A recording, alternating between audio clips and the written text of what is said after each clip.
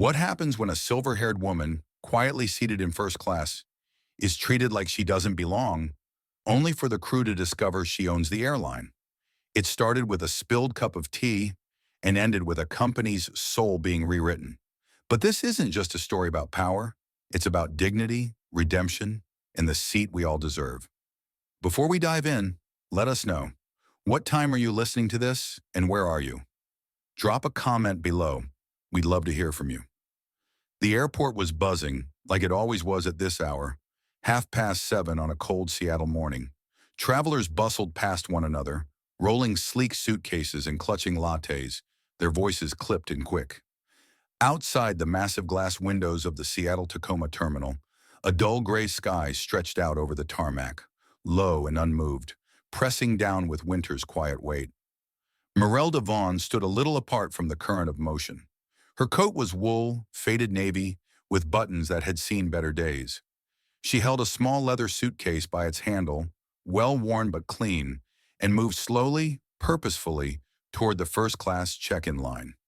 A couple passed her on the left, glanced at her coat, then at the sign overhead. One of them leaned in and whispered something. Merelda didn't react. She was used to whispers. She stepped into line. The velvet rope was held by silver stanchions. The carpet changed from industrial gray to a deep maroon. It felt like crossing into another world, a world she had helped build, though no one here knew that. "Ma'am," said a young voice, crisp and professional. Merelda looked up and saw a tall blonde woman in a sharp uniform standing behind the check-in podium. Her badge read Celeste.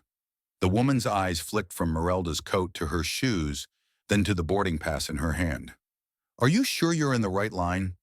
Merelda smiled gently, handed over the pass without saying a word. Celeste glanced at it, blinked, then forced a smile that didn't reach her eyes. "Right this way," she said, stepping aside, though her shoulders remained stiff. Inside the first-class lounge, everything gleamed. The leather chairs were butter-soft, the lighting warm and carefully designed to flatter. A pianist played near the bar, filling the space with something that sounded like Chopin, but slowed down. Merelda found her seat and lowered herself into it, steadying her hands on the armrests. She adjusted her coat and placed her small handbag carefully at her feet. Around her, people talked business. A woman in a cream pantsuit gestured with a manicured hand as she discussed quarterly projections. Across the aisle, a man in a gray blazer sipped scotch, yes, this early, and scrolled through stock charts on a tablet. Merelda didn't look at any of them directly, but she saw them all. She heard the murmur of a man 2 rows back. "They're letting just anyone in here now, huh? Thought this was premium experience only." She didn't flinch. She'd heard worse. The worst had never come in words. It came in tone, in pauses that lingered too long, in glances like the ones Celeste had given her earlier. The engines hummed as the plane taxied. Flight attendants moved down the aisle, checking overhead compartments. Celeste approached again, this time walking briskly, clipboard in hand. She stopped just short of Merelda's row, scanning seats. Merelda, trying to secure her seatbelt, found herself fumbling. Her fingers had always been steady, but lately, things weren't as simple. The metal buckle slipped, turned the wrong way. She tried again. Her hands trembled slightly. "Excuse me," she said, her voice soft, calm. "Would you mind helping with this?" Celeste didn't look at her. She stared at the clipboard, then down at the seatbelt, then back up, expression blank. "First-class passengers are expected to manage their own needs, ma'am," she said coolly, then turned on her heel and moved down the aisle. A few heads turned. No one said anything. A young man seated diagonally across the aisle shifted in his seat, as though he might speak, but then leaned back and pulled out his earbuds. Merelda didn't sigh. She didn't frown. She merely nodded, more to herself than to anyone else, and resumed her quiet effort to click the buckle into place. It took her another few seconds, but she managed it. Her hands steadied themselves with each passing moment, as if memory was guiding muscle more than strength. The plane took off. Through the window, Seattle faded into mist. Snow began to fall lightly against the outer glass, barely visible. Celeste passed by again, avoiding Merelda's eyes.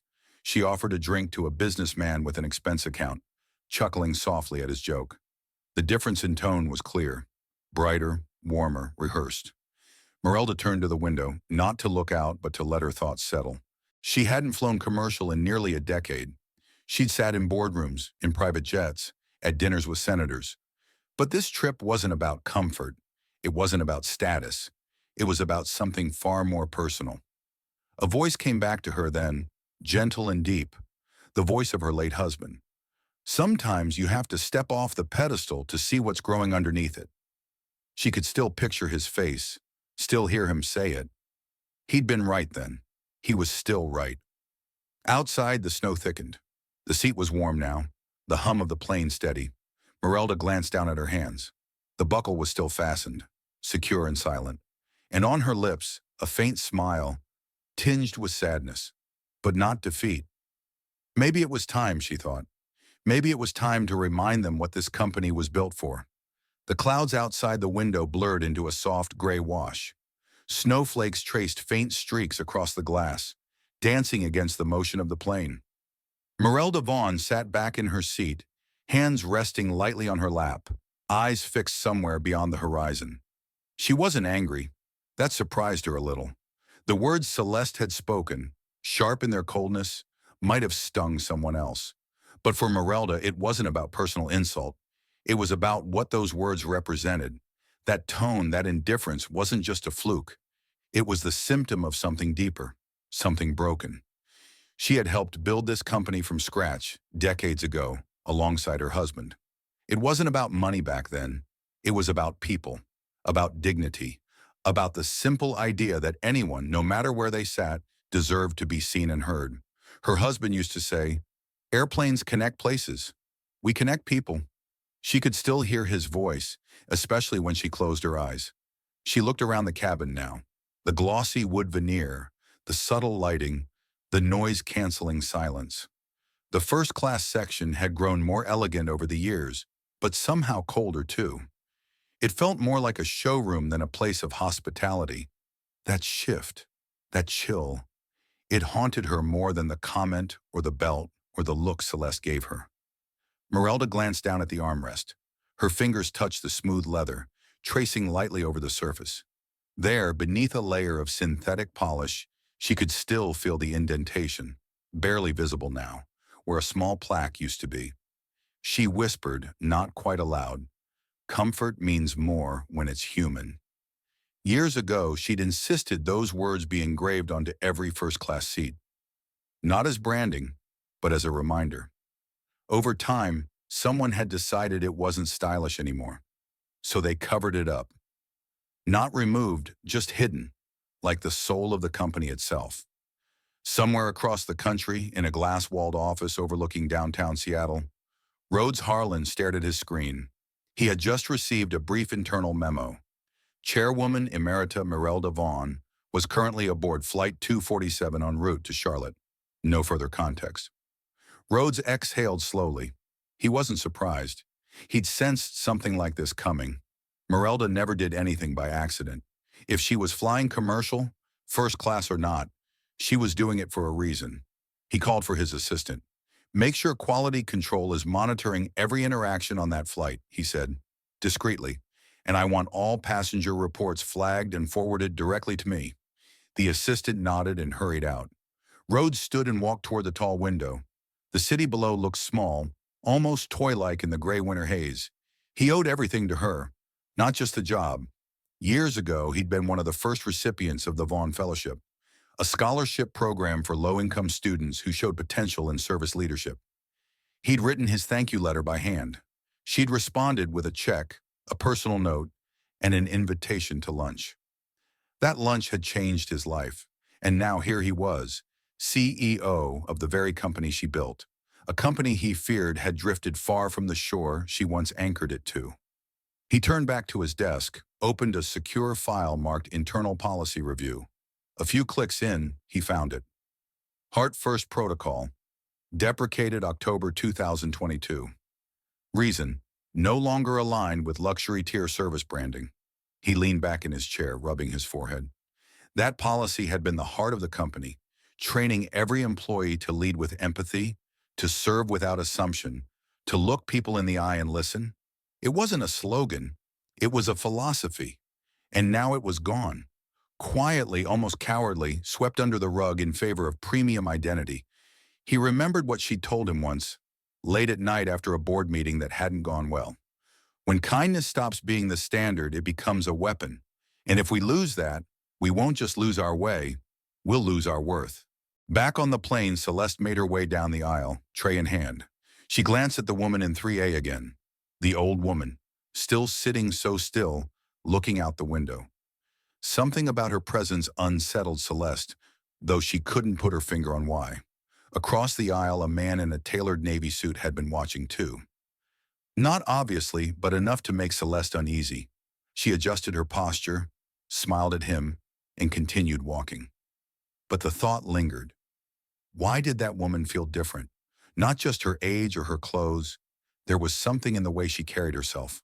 Not proud exactly, but certain, as if she didn't need to prove anything to anyone. Celeste shook it off. She had other passengers to attend to.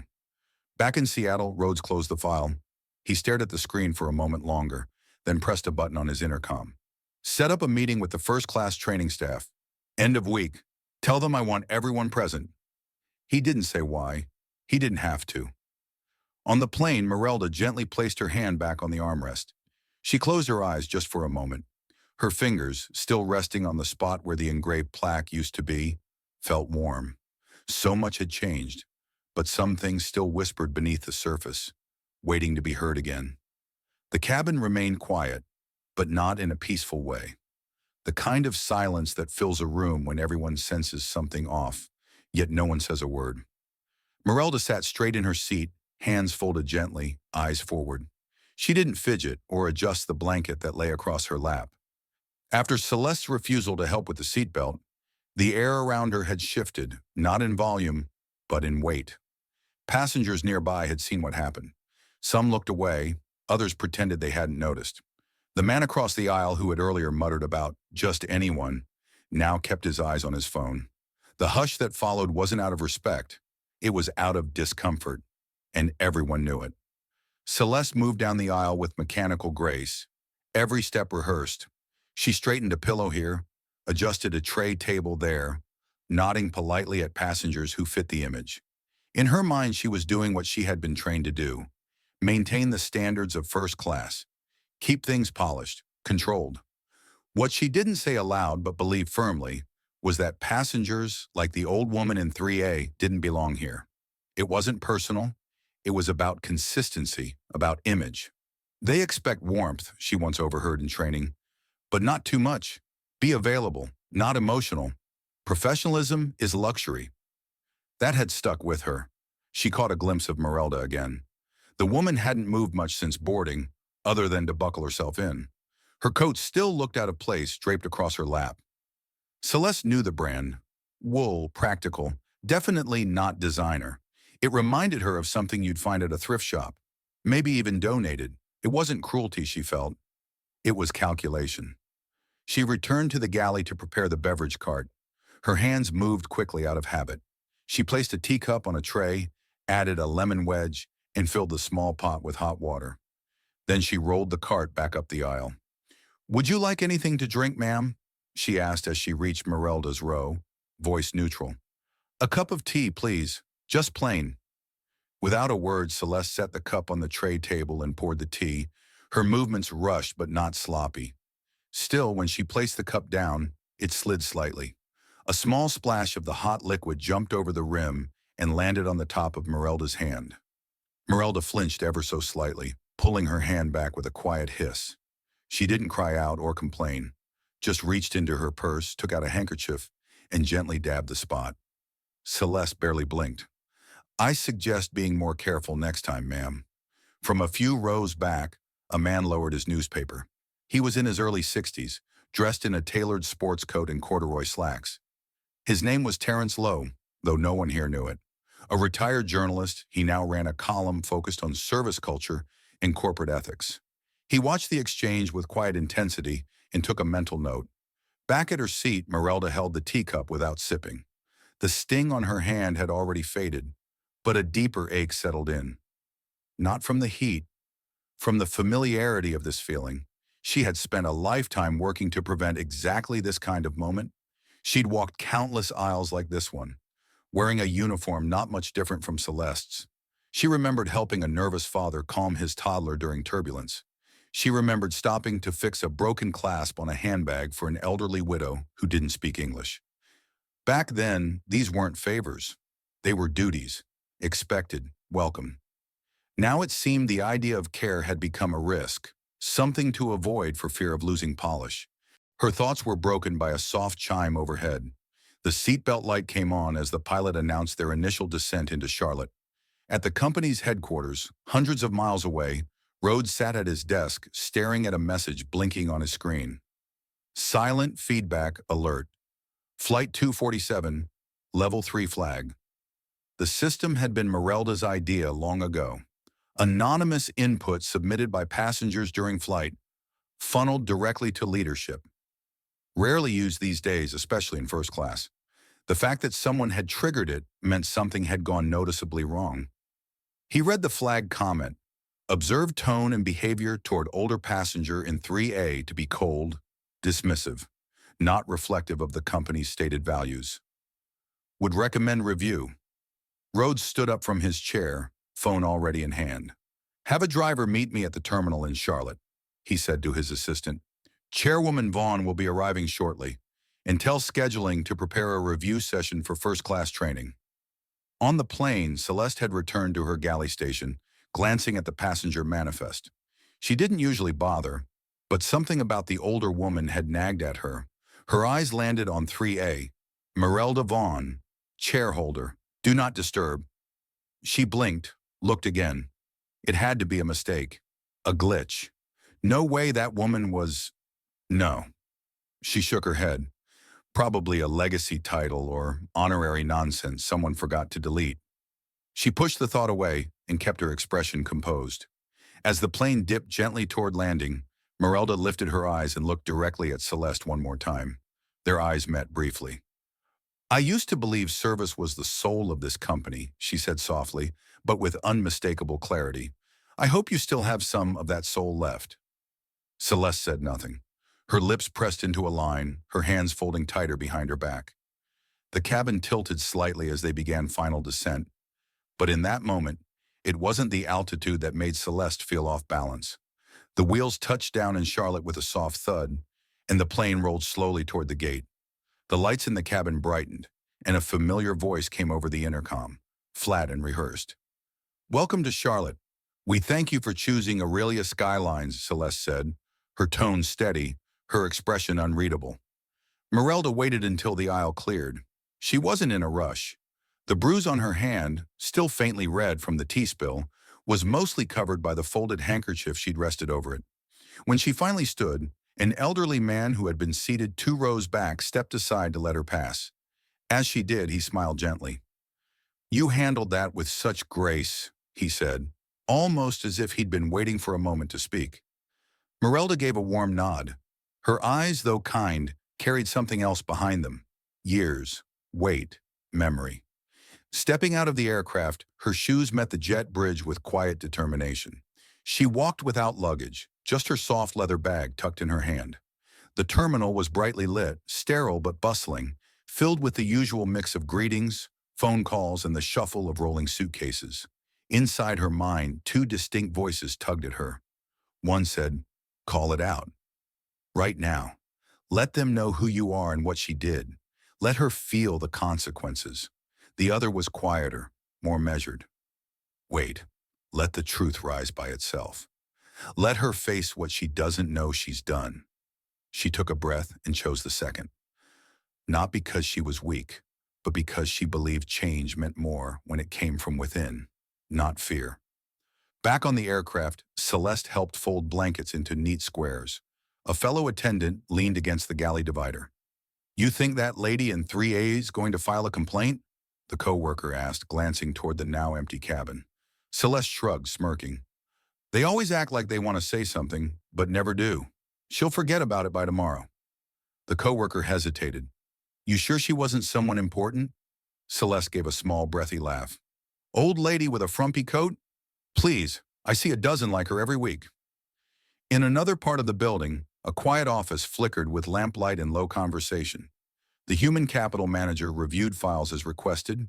Celeste Prin's personnel history flashed across the screen. It was there, dated just under 2 years ago. A formal note, passenger complaint, age-related disrespect toward female senior passenger. Recommendation, corrective training issued, result retained. No further incident reported. Under comments, a manager had scribbled, performs consistently under pressure, maintains brand image, not overly personable, acceptable for high-tier service. Translation, cold but clean. That's all they'd needed to keep her. Downstairs at the arrival gate, Rhodes Harlan stood in a slate-gray overcoat checking his watch. As soon as the first passengers trickled through the tunnel, his eyes scanned for the familiar figure. When he saw her, he stepped forward. "Chairwoman?" he said quietly, with a respectful nod. Merelda returned the gesture. "You didn't need to come in person." "I think I did," Rhodes replied. "Car's waiting. I thought we might head straight to the office." She gave a small, slow smile. "Yes, it's worse than I feared. Let's talk at the office." Neither said much more during the drive. The city outside blurred into lights and motion. Once inside the headquarters, quieter now in the evening hush, they walked together toward the boardroom. Rhodes set a slim folder on the table, sliding it gently toward her. Feedback reports, passenger note, and Celeste Prin's internal history. Merelda opened it, skimming with a calm efficiency. When she reached the page detailing Celeste's previous warning, her brow lifted slightly. "She was flagged before?" she asked. Rhodes nodded. 2 years ago, passenger on a corporate flight, said she was demeaning. She was sent through training. But the review board, well, you'll see. Merelda closed the file. "We can terminate her by end of day," Rhodes said carefully, "if you'd prefer that route." She leaned back in her chair, her fingers gently tapping the edge of the folder. Her gaze drifted to the large map on the wall, an illuminated layout of Aurelia Skyline's full route network. Dozens of lines crisscross continents, like threads in a tapestry. After a long pause, she replied, "Let her come to the realization herself. That will be more lasting." Rhodes blinked. "You're sure?" "She's not the problem. She's the product of it. And if we remove her without revealing the system behind her behavior, we'll have 10 more like her by next year." She stood and walked slowly toward the map, eyes moving from city to city, like revisiting old friends. "When we launched this company," she said, "we had 3 planes. No lounges, no priority boarding, but we had something better." She traced a finger along the curved line between Dallas and Memphis. "We had purpose." Rhodes joined her, arms crossed. "What do you want to do?" he asked. She looked at him, her voice low but clear. "I want to rewrite what we stand for. Not for branding, not for shareholders, for everyone who forgot what it feels like to be seen." Her hand hovered over the logo near the top corner of the map, still gleaming silver and blue. "I didn't build a company to fly people around," she said. "I built it to lift them." And with that, she turned toward the long table, the file still open. The air in the room seemed to settle differently, like something steady was coming into place. The conference room was quiet except for the gentle hum of the central heat pushing warm air through the vents.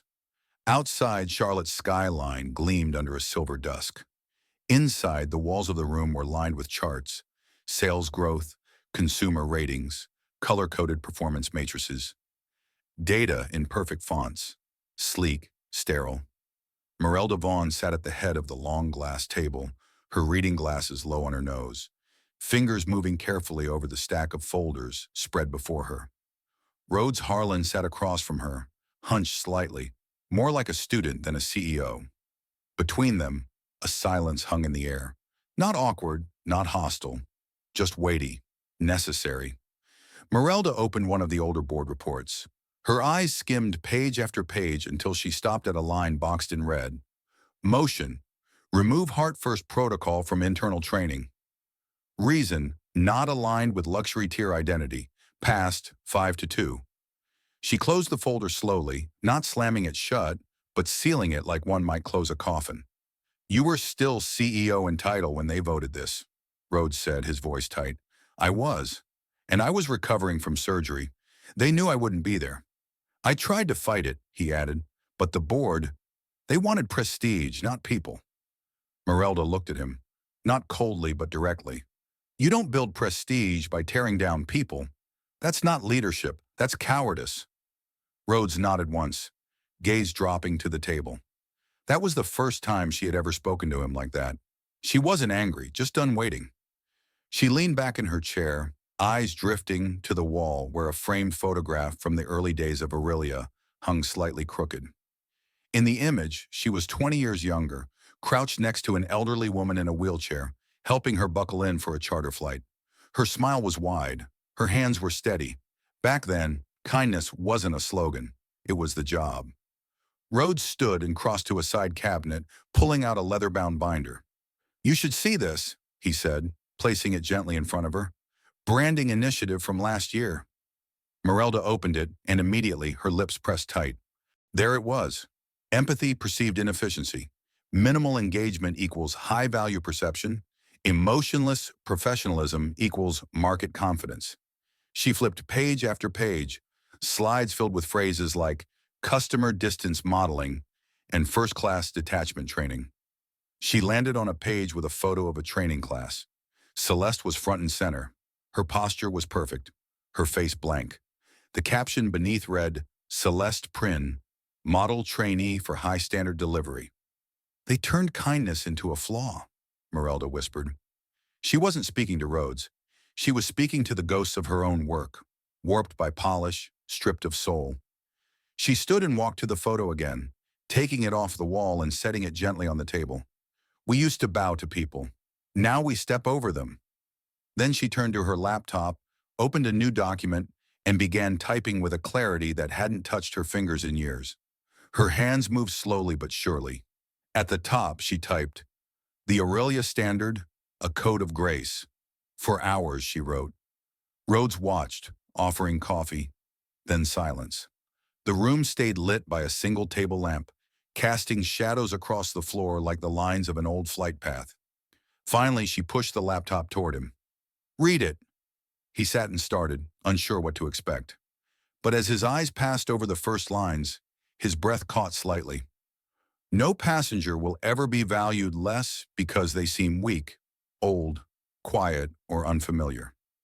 Elegance without empathy is emptiness. He kept reading, page after page. Details on tone, posture, training, and above all, presence. Not presence in the room, but in the heart. How to serve someone in a way that says, I see you, I hear you, you matter. When he reached the final page, he didn't speak right away. He looked up at her, and there was a rawness in his eyes that hadn't been there before. This changes everything, he said. Merelda nodded once. That's the idea. Rhodes hesitated. When do we release it? She didn't pause. After one more thing, I want to meet her. I want to meet Celeste. Rhodes blinked. Personally? Personally, she said. I want to see the product they built and maybe show her something better. As she stood, the city lights blinked behind her like distant beacons. Rhodes gathered the printed pages carefully, as if handling something fragile. Merelda felt something stir beneath the layers of bureaucracy and branding.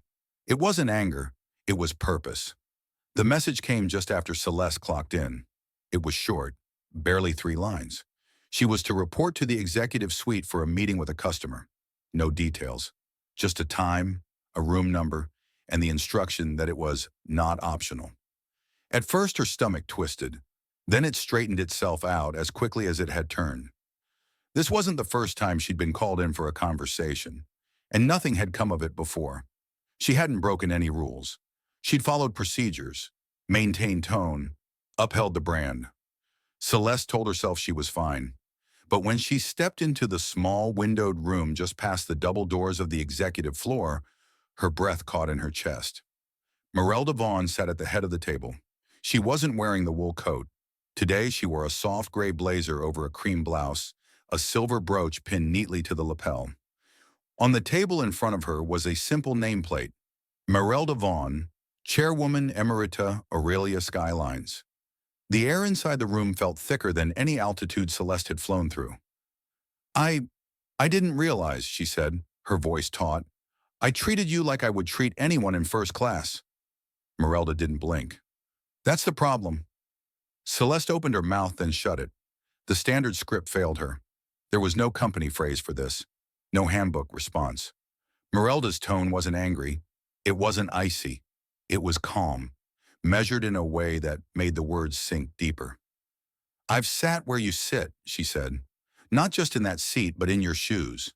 I wore the same uniform, back when we only had 3 planes and we took every face, every name to heart.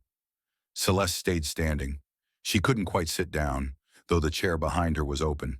Her hands gripped the edge of the backrest. I once helped a blind veteran buckle his seatbelt while we hit turbulence, Merelda continued, her voice softening. He cried when we landed, not from fear, but because no one had helped him in years. Celeste dropped her gaze. She didn't know where to look. I didn't know, she said finally. Merelda reached into a slim file folder and pulled out a black and white photo. She laid it flat on the table and turned it toward Celeste. In the image, a much younger Merelda was kneeling beside an older woman in a seat, gently guiding her hands toward the belt buckle. Both of them were smiling. The woman's eyes were closed like she was laughing. Do you remember, Merelda asked quietly, why you took this job? Celeste stared at the photo. The room went quiet except for the faint tick of the wall clock. It used to feel different, Celeste said. Her voice was barely audible.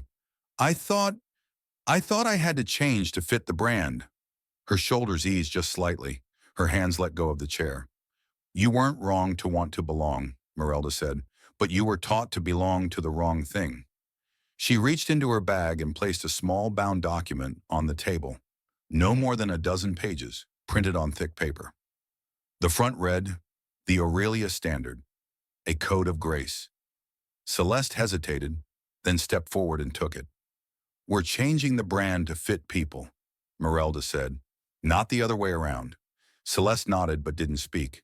She turned over the document in her hands, reading the first line on the back cover. Dignity doesn't come from luxury.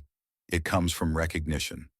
I'm not here to punish you, Merelda said gently. You're not being dismissed today. You're being invited to rebuild with us, if you want to. The silence stretched, not heavy now, but thoughtful. Celeste didn't answer. She didn't need to. Not yet. But her posture had changed. Her jaw had softened. Something inside her had shifted, just enough to let a question in. As she turned to leave, she looked back once. Not at the nameplate, at the photo.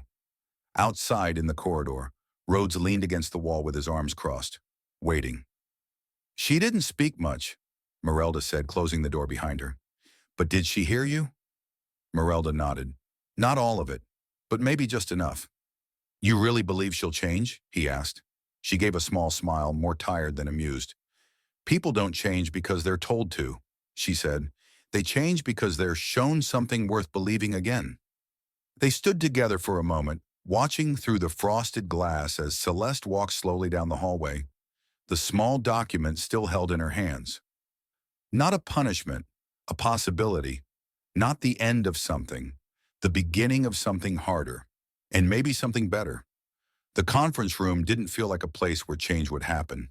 It felt too polished. Rows of soft gray chairs lined up with mathematical precision, chrome-trimmed name placards resting on every table. A soft amber glow filled the space, filtered through overhead lights designed to flatter, not to reveal. But today, something different hung in the air. On the main screen, projected larger than life, was the new emblem of Aurelia Skylines, a reimagined compass wrapped in the wings of a dove. Underneath it, a phrase in quiet serif lettering, The Aurelia Standard, reclaiming our soul. Nearly every manager and lead staff member from across the country sat in that room.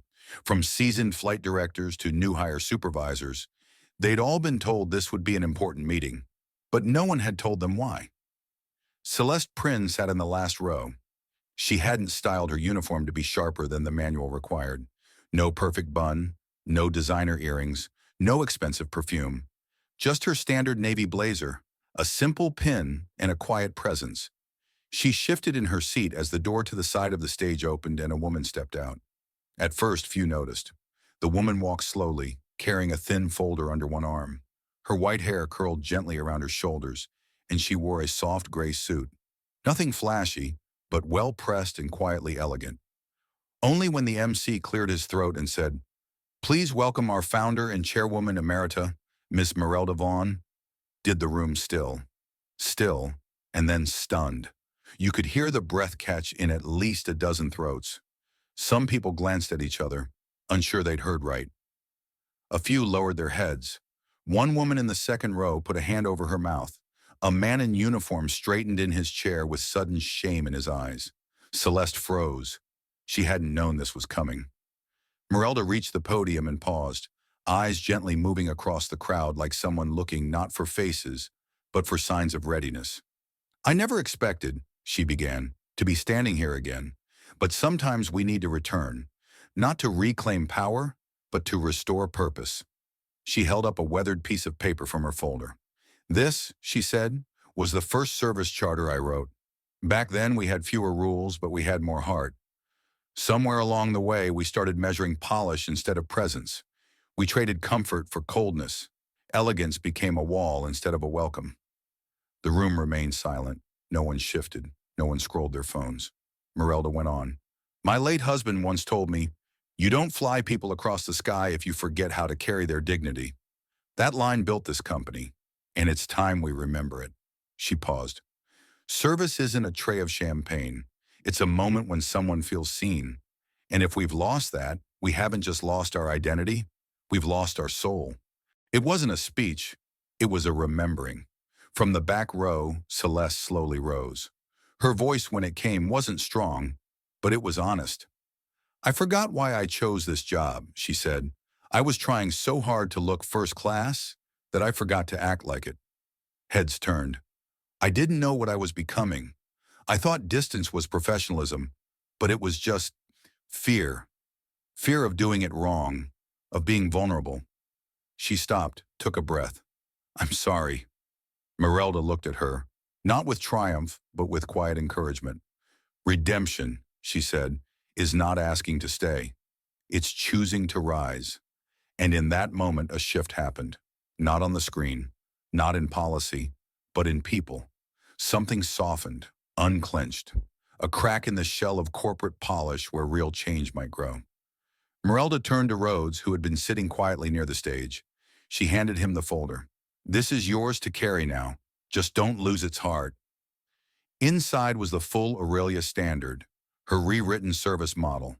It called for training that prioritized human empathy. It changed disciplinary action from punishment to restoration. It introduced a new fund, the LIFT Initiative, resources for crew members struggling with emotional stress, grief, or burnout. The kind of things no profit chart could measure. Rhodes opened it, flipping through the first few pages, his jaw tightening. Not with resistance, but with commitment. When the applause came, it wasn't wild or explosive. It started slowly, a few hands, then more, until the room was on its feet, not clapping for power, but for something they'd almost forgotten they needed: meaning. Merelda stepped down from the stage. Her hand brushed lightly over the replica first-class seat displayed nearby, a prop used for marketing events. She paused beside it, let her fingers rest on the armrest, then turned back toward the room. "A seat is just a place," she said softly, "until we decide what it stands for." And with that, she walked off stage, leaving behind not an ending, but the start of something that could actually fly. 1 week later, the walls inside every Aurelia Skylines training center looked different. The old branding posters, shiny images of perfect smiles and sterile elegance, had been replaced with something quieter, but deeper. On each bulletin board, framed beneath glass, was a copy of the Aurelia Standard. It wasn't flashy, just 12 pages of clear, handwritten guidance, each with a note copied from the original draft in gentle script. "Let service be the softest strength you carry." The words felt less like instruction and more like invitation. In one training room in Denver, a young flight attendant named Rosa leaned over to help an elderly woman buckle her belt during a mock demonstration. No one told her to. It just felt right. And when she did, no one scoffed. Her instructor, a veteran with 2 decades in the sky, simply nodded and whispered, "That's the way." Across the country, in a classroom at Aurelia's Charlotte facility, Celeste Prynne sat in the front row. This time, not to impress, not to prove, just to learn. She wrote notes furiously as former passengers shared stories, some warm, some painful. One woman, maybe in her 70s, recalled how a flight attendant once ignored her request for help with overhead luggage, muttering, "Ma'am, you seem fine." The woman smiled as she told it, but her voice cracked a little.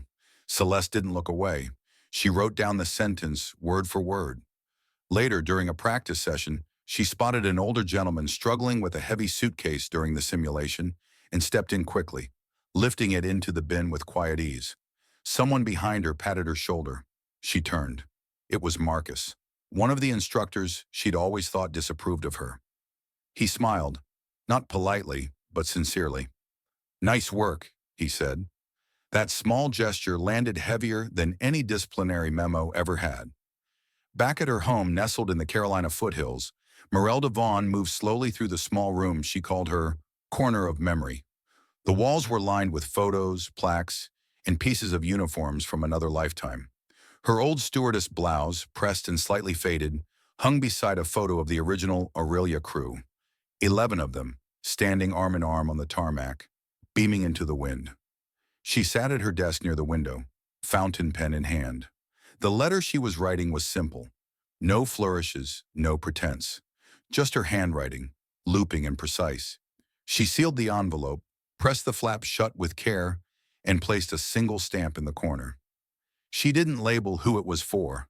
She didn't have to. Outside, the wind carried the scent of early spring. She watched a robin bounce along the garden stones, then glanced toward the sky.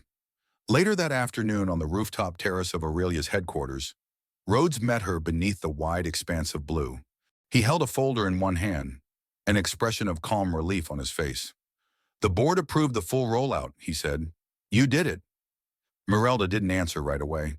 Her eyes were fixed on the horizon, where a jet soared overhead, its wings catching the late afternoon sun, glinting silver. As the aircraft passed, they could just make out the fresh emblem painted across its fuselage. Beneath the dove-wing compass, a new slogan curved along the side. "Grace in every altitude." Rhodes followed her gaze. "Looks good up there." Merelda nodded slowly. "I don't need them to remember my name," she said, almost to herself. "I just need them to feel something different when they're served." The wind caught the hem of her coat, flaring it gently. Her mission hadn't been about taking back control. It had been about breathing life back into a thing she once loved. A company not defined by profits, but by purpose. Not just flying people, but lifting them. And now that purpose was airborne again. Back at the airport, boarding had begun for Flight 927 to Portland. Celeste Prynne stood at the cabin entrance, greeting passengers with a tone that no longer sounded rehearsed. When an older woman stepped forward, slight frame, hair silver and curled, Celeste's eyes lit with quiet recognition. It was her. This time, Merelda sat in row 28, economy class, window seat, no fuss. Celeste leaned in gently. "Can I help you with that, ma'am?" Merelda looked up, a slow smile forming, her eyes soft. "Yes," she said. "Thank you." Celeste bent down, helped her adjust the seat belt with care, and then stepped back. For a moment, the two women just looked at each other. No judgment, no power, no past. Just a moment of grace exchanged between two people who had learned something the hard way. And somewhere in the quiet hum of the boarding music, something settled. Not every flight changes lives, but sometimes a seat is more than a seat. Sometimes it's a choice. And when kindness is stitched into the seams of every row, every takeoff becomes a new chance to lift someone else. So maybe the real question isn't who sits in first class, but what we value when they do. Is it status, appearance, or something deeper, like grace, empathy, and quiet strength? Because sometimes the smallest gestures reveal the biggest truths about people, about systems, and about ourselves. If this story stirred something in you, don't forget to subscribe and follow us for more stories that lift, reflect, and remind us what truly matters.